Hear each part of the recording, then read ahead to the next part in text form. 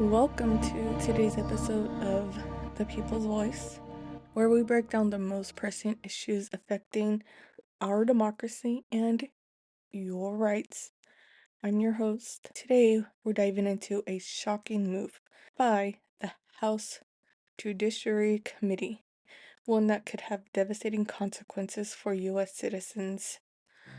Let's talk about what happened, why it matters, and what you can do to fight back.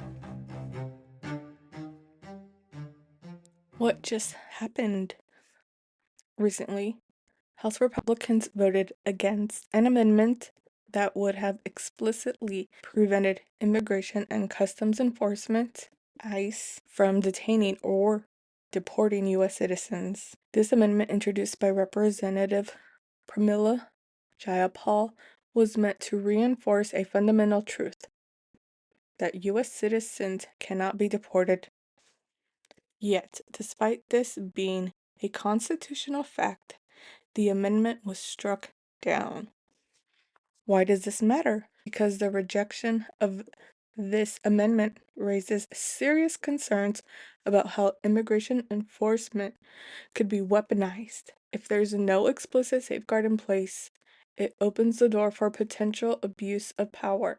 And let's not forget, this comes as part of a broader immigration package that includes extreme measures such as detaining and deporting record numbers of migrants and imposing hefty fines on asylum seekers.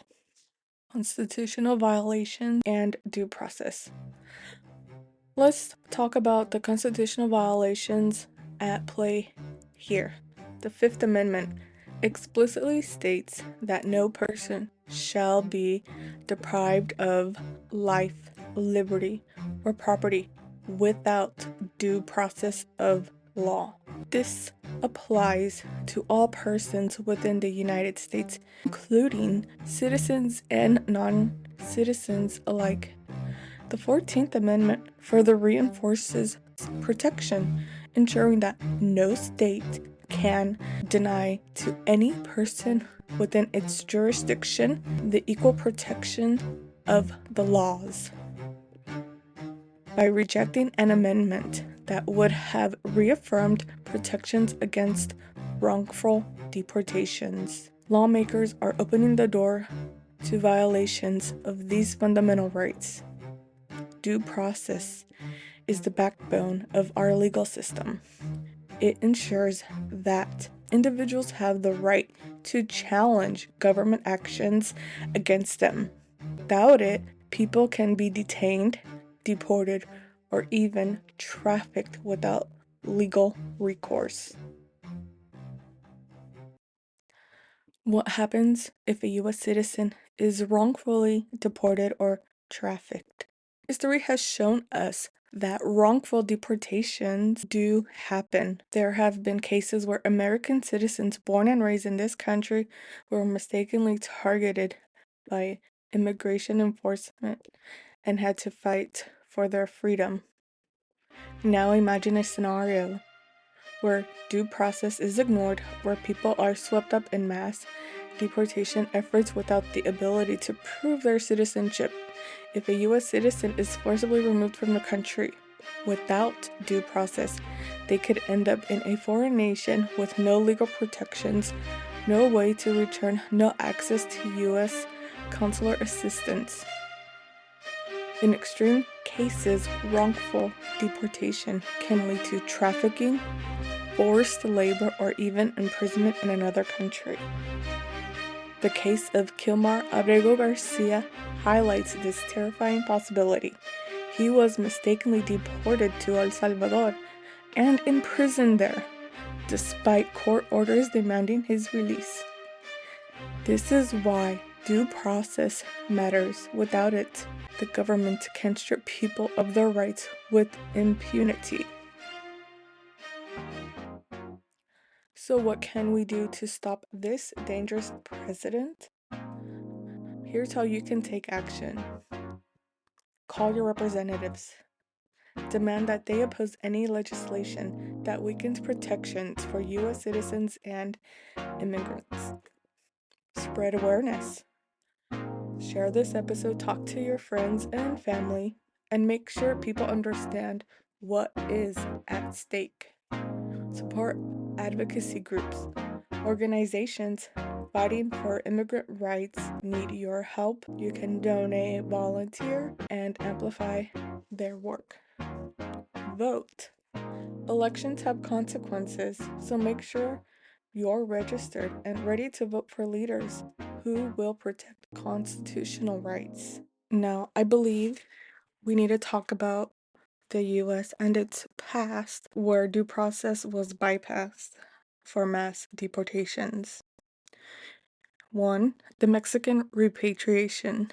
That was 1929 to 1936. During the Great Depression, the US government and local authorities deported over 1 million Mexican Americans, including US citizens, to leave the country without formal legal proceedings. Number 2, Operation Wetback.